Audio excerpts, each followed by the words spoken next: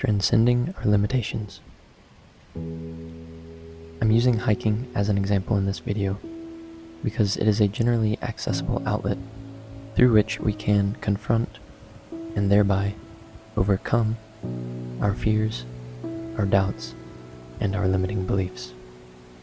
By journeying up a mountain, we have the opportunity to come to the realization that strength is of the mind and not of the body.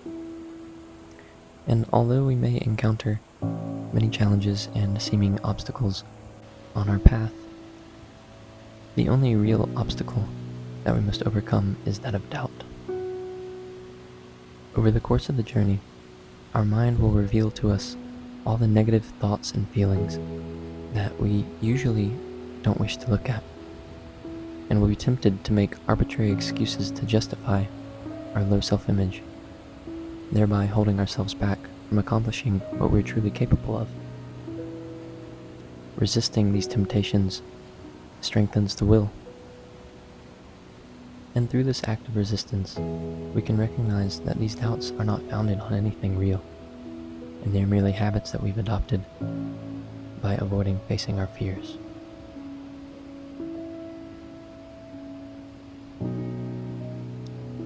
Free from worry or doubt, everything always works out perfectly, even though it might not work out the way that we planned.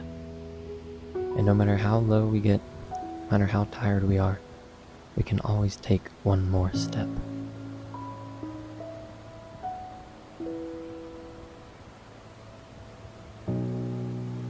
And we never have to do it alone. I am so grateful for my adventure partner and all the people in this life who have helped me overcome doubt and transcend my limitations. Accepting help is an act of generosity because helping others is a gratifying experience. We are granting someone else the opportunity to be helpful by accepting their help in our life on our journey. Accepting help is also an act of humility, and this is something that we will all benefit from developing.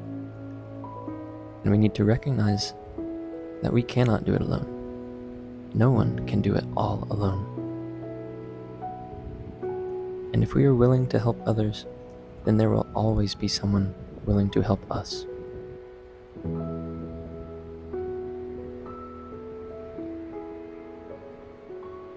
If we look over our long list of personal fears, we can come to the realization that most of them do not imply a risk of bodily harm. Rather, a majority of them are a fear of being exposed or of being perceived as weak or inferior. This is our lower self talking again, and our value is not dependent on the opinions of others or the approval of others. This is why I encourage everyone to do the things they're bad at and to take on new challenges. This is where we truly develop self-respect and an appreciation for our capacity to learn and overcome obstacles. Be bad at something. You might not ever get good at this thing that you're bad at, but that doesn't matter. Being bad at something is no reason to not do it. We can still learn to enjoy doing the things that don't feel easy or come naturally to us. We're not allowing fear to prevent us from doing what we want to do. For example, expressing myself publicly on this new platform.